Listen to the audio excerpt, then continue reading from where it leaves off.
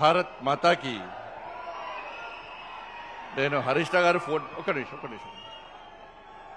హరీష్ బాబు గారు నాకు ఫోన్ చేసి రమ్మని చెప్పి నేను అనుకున్నా, అరే నితిన్ గడ్కరీ గారు ఢిల్లీ నుంచి వచ్చిండ్రు, కిషన్ రెడ్డి గారు ప్రత్యేకంగా పట్టుకొని వచ్చినడికి ఒక్కటి 100 కోట్లు కాదు, 200 కోట్లు కాదు, 1000 కోట్లు కాదు, 2000 కోట్లు కాదు, ఎన్ని వేల కోట్లు, 6100 కోట్లు. ఎంత చెప్పాలి? ఎంత?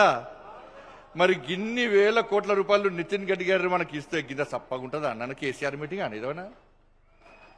రెండు చేతులు బయటకెత్తాలి. భారత్ మాతాకి. చేతులు ఉన్నోళ్ళు మాత్రం ఎన్నికెత్తలేరు. ఇంకా భారత్ మాతాకి, భారత్ మాతాకి, భారత్ మాతాకి. జై శ్రీరామ్, జై శ్రీరామ్. గౌరవనీయులు సభాధ్యక్షులు, స్థానిక శాసనసభ్యులు అక్క లక్ష్మక్క గారు, ప్రజానాయకుడు, మనందరి నాయకుడు, యువ నాయకుడు, కాగజ్ నగర్, సిర్పూర్ కాగజ్ నగర్ ఎమ్మెల్యే సోదరుడు పాల్వాయి హరీష్ గారు, నేటి కార్యక్రమానికి విచ్చేసి ఈ ప్రాంతంలో 6100 కోట్ల రూపాయలతో అభివృద్ధి పనులకు శంకుస్థాపన చేసి జాతికి అనేక రోడ్లను జాతికి అంకితం చేయడానికి చూడండి గౌరవనీయులు, పెద్దలు, పూజ్యులు, కేంద్ర మంత్రివర్యులు శ్రీ నితిన్ గడ్కరీ గారికి, మనందరి నాయకుడు, మనందరి అభిమాన నాయకుడు, మనందరినీ ముందుకు నడిపించే నాయకుడు, భారతీయ జనతా పార్టీ రాష్ట్ర అధ్యక్షులు, కేంద్ర మంత్రివర్యులు గౌరవనీయులు శ్రీ జి కిషన్ రెడ్డి గారు, రాష్ట్రంలోని మంత్రివర్యులు గౌరవనీయులు శ్రీ కోమటిరెడ్డి వెంకటరెడ్డి గారు, మా అక్క సీతక్క గారు, గౌరవ పార్లమెంట్ సభ్యులు నగేష్ అన్న గారు, వంశీకృష్ణ గారు, వేదిక పైనటువంటి గౌరవ శాసనసభ్యులు, వివిధ ప్రజాప్రతినిధులు, అధికారులు, అనధికారులకు విచ్చేసిన మీ అందరూ కూడా హృదయపూర్వక నమస్కారాలు. గతంలో ఈ ఆదిలాబాద్ ఉమ్మడి జిల్లా అంటే అడవి ప్రాంతము, వెనుకబడిన ప్రాంతం అని చెప్పుకునే వాళ్ళం. ఇవాళ అంతధికారులు పొద్దున బయలుదేరిన కరీంనగర్ నుంచి మా ఆఫీసర్ వచ్చి రాత్రి వచ్చి చెప్పాడు, సార్ మార్నింగ్ 6 o'clock బయలుదేరాలి సార్, సిరిపూర్ కాగజ్ నగర్ 3.5 hours పడుతుంది సార్ అని చెప్పన్నాడు. నువ్వు ఎన్ని రోజులే పోక అన్న, నేను చాలా రోజులే సార్ పోక అన్నాడు. నువ్వు ఒక చాలా రోజులే, నేను మొన్న వేసిన 3.5 గంటలు అవసరం లేదు, గంటన్నరలో మనం పోతాం అని చెప్పి గంట ముందే మీకంటే ముందే వచ్చిండి. గతంలో హైదరాబాద్ నుంచి ఆదిలాబాద్ రావాలంటే పొద్దున బయలుదేరితే సాయంత్రం చేరుకుంటోళ్ళం. ఇప్పుడు హైదరాబాద్ వాడితే మధ్యాహ్నంకే చేరుకునే ప్రయత్నం చేస్తున్నాం మనం. ఇట్లా 10 సంవత్సరాల క్రితం స్వాతంత్ర్యం వచ్చినప్పటి నుంచి 2014 వరకు ఈ తెలంగాణ రాష్ట్రంలో కేవలము 2500 కిలోమీటర్ల జాతీయ రహదారుల నిర్మాణం మాత్రమే జరిగింది.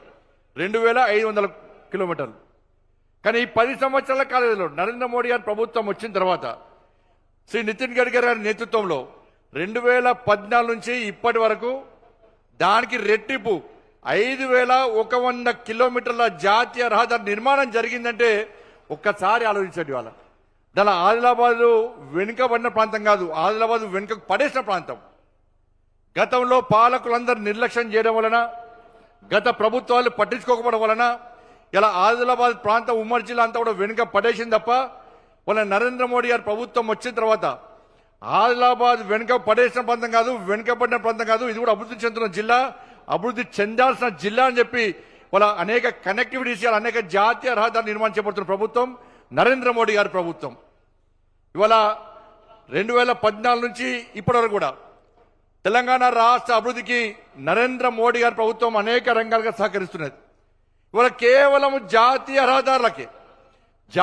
రహదారులకే 1,25,000 కోట్ల రూపాయలకి వచ్చిన ప్రభుత్వం నరేంద్ర మోడీ గారి ప్రభుత్వం. 1,25,000 కోట్లు. ఇలా రైల్వే అభివృద్ధి కానీ, రైల్వే నిర్మాణాలు కానీ, రైల్వే స్టేషన్ల అభివృద్ధి కానీ 32,000 కోట్ల రూపాయలను ఖర్చు పెట్టే ప్రభుత్వం నరేంద్ర మోడీ ప్రభుత్వం తెలంగాణ రాష్ట్రానికి మాత్రమే. వాళ్ళ 1,50,000 కోట్లతోని ఇలా వడ్లను కొనుగోలు చేస్తున్న ప్రభుత్వం నరేంద్ర మోడీ ప్రభుత్వం. ఇట్లా చెప్పుకుంటూ పోతే ఈ 10 సంవత్సరాల కాల వ్యవధిలో తెలంగాణ రాష్ట్రానికి నరేంద్ర మోడీ గారి ప్రభుత్వం ఖర్చు పెట్టింది ఎంత అంటే 12 లక్షల కోట్ల రూపాయల పైగా వాళ్ళ నరేంద్ర మోడీ గారి ప్రభుత్వం తెలంగాణ రాష్ట్ర అభివృద్ధి కోసం, సంక్షేమ పథకాల కోసం ఖర్చు పెట్టిందనే విషయాన్ని మనం గుర్తుంచుకోవాల్సిన అవసరం ఉంది. కాబట్టి ఈ పరిస్థితుల్లో వాళ్ళ నితిన్ గడ్కరీ గారు ఒక మంచి మంత్రి, ఏ ఎంపీ అయినా ఏ ప్రజాప్రతినిధి అయినా కూడా వారి దగ్గర సార్ ఈ సమస్య ఉంది అంటే ఏ వ్యక్తి కూడా నారాజు బయటగారు. ఇప్పటిదాకా వెంకటరెడ్డి గారు అదే చెప్తున్నారు. నేను చాలాసార్లు విన్నా నితిన్ గడ్కరీ గారు కలిస్తే తప్పకుండా కలిసి చేద్దామని తెలంగాణ రాష్ట్రాన్ని అభివృద్ధి చేసుకోవాలని చెప్పి సానుకూల దృక్పథంతో మాకు సహకరించే ప్రయత్నం చేస్తున్నా చెప్పి ఇప్పుడు కోమటిరెడ్డి వెంకటరెడ్డి అంటే కోమటిరెడ్డి వెంకటరెడ్డి గారు ఏడుకొని ఎవరైనా పనిచేస్తారు. బోలా మనిషి అన్న కోమటిరెడ్డి వెంకటరెడ్డి అన్న ఈ లోపల ఏముండదు. కుల్లా మనిషి కోమటిరెడ్డి వెంకటరెడ్డి గారు ఏ మంత్రి అయినా మంత్రిని సంధానించి పనిచేసుకొస్తాడు. నేను మళ్ళీ చెప్తున్నా, ఇలా ఇద్దరు మంత్రులు ఉన్నారు, గౌరవ మంత్రివర్యులు. మా కోమటిరెడ్డి వెంకటరెడ్డి గారు ఉన్నారు, మా అక్క సీతక్క గారు ఉన్నారు. ఇద్దరు ముఖ్యమైన మంత్రులు ఇక్కడ ఈ తెలంగాణ రాష్ట్రంలో కాంగ్రెస్ పార్టీ ప్రభుత్వంలో. గత ప్రభుత్వము నరేంద్ర మోడీ గారిని తిట్టడం, భారతీయ జనతా పార్టీని విమర్శించడం, కేంద్ర ప్రభుత్వాన్ని అప్రతిష్టపాలు చేయడం వలన తెలంగాణ రాష్ట్రం ఏ విధంగా ఇబ్బంది పడ్డదో, తెలంగాణ రాష్ట్రం అభివృద్ధికి ఏ విధంగా వెనుకకు పోయిందో ఒక్కసారి మనం ఆలోచించాల్సిన అవసరం ఉంది. ఎన్నికలప్పుడు మాత్రమే ఒకరికొకరు విమర్శ చేసుకోవాల్సిన అవసరం ఉంది. కానీ తెలంగాణ రాష్ట్రం అభివృద్ధి చెందాలంటే కేంద్ర రాష్ట్ర ప్రభుత్వాలు సీతక్క గారు చెప్పినట్టుగా రెండు జోడెద్దులాగా ముందుకు సాగుతూనే అభివృద్ధి సాధ్యం అన్న విషయాన్ని ఇవాళ ఇక్కడ పాలకులు కానీ అందరూ గుర్తుంచుకోవాల్సిన అవసరం ఉంది. కాబట్టి గతంలోగా మాదిరి కాకుండా ప్రతిసారి విమర్శలు చేయడం, ప్రతిసారి తిట్టుకునే ప్రయత్నాన్ని మనం బంద్ పెడదాం. మనం కలిసి అధికార పార్టీ, రాష్ట్రంలోని కాంగ్రెస్ పార్టీ ప్రభుత్వం, కేంద్రంలోని నరేంద్ర మోడీ ప్రభుత్వం మేము సహకరించడానికి సిద్ధంగా ఉన్నాం. నరేంద్ర మోడీ గారి ప్రభుత్వం తెలంగాణ రాష్ట్ర అభివృద్ధికి సహకరించే సిద్ధంగా ఉంది. అనేక సందర్భాల్లో నరేంద్ర మోడీ చెప్పారు, ఎస్ ఎన్నికల వరకు మాత్రమే రాజకీయాలు, ఎన్నికల తర్వాత అన్ని రాష్ట్రాలు అభివృద్ధి చెందనే ఒక శక్తివంతమైన భారతదేశ నిర్మాణం సాధ్యమవుతుంది. తల్లి భారత మాతను విశ్వగురుస్థానంలో ప్రతిష్ఠించాలి. 2047 వరకు ఈ భారత్ ను అఖండ భారత్ గా, అభివృద్ధి చెందిన భారత్ గా అగ్రదేశాల సరసన చేర్చాలని చెప్పి ఒక విశాల దృక్పథంతో, ఒక అంకురిత దీక్షతో ముందుకు సాగుతున్నటువంటి గొప్ప వ్యక్తి నరేంద్ర మోడీ గారు. కాబట్టి అది అభివృద్ధి సాధ్యం కావాలంటే ఈ దేశంలో ఉన్నటువంటి అన్ని రాష్ట్రాలు, అది బీజేపీ పాలిత రాష్ట్రమా, అది విపక్ష పార్టీ పాలిత రాష్ట్రమా కాదు, అన్ని రాష్ట్రాలు అభివృద్ధి చెందనే ఈ దేశం అభివృద్ధి చెందుతున్న విశ్వాసం, నమ్మకంతోని నరేంద్ర మోడీ గారి ప్రభుత్వం ఉంది. కాబట్టి ఈ తెలంగాణ రాష్ట్ర అభివృద్ధికి సహకరిస్తున్నాం, ఇంకా సహకరించి సిద్ధంగా ఉన్నాం. కాబట్టి మీరు మేము కలిసి ఇవాళ తెలంగాణ రాష్ట్రాన్ని ముందుకు తీసుకొచ్చిన బాధ్యత ఉందని చెప్పి భావిస్తూ తప్పకుండా రాబోయే రోజుల్లో కూడా నరేంద్ర మోడీ ప్రభుత్వం ఈ రాష్ట్రం సహకరిస్తామని చెప్పి ఈ సందర్భంగా విజ్ఞప్తి చేస్తూ, లాస్ట్ కు నా నియోజకవర్గానికి సంబంధించి మీకు సంబంధించి కూడా కోరిక కోరాల్సిన అవసరం ఉంది.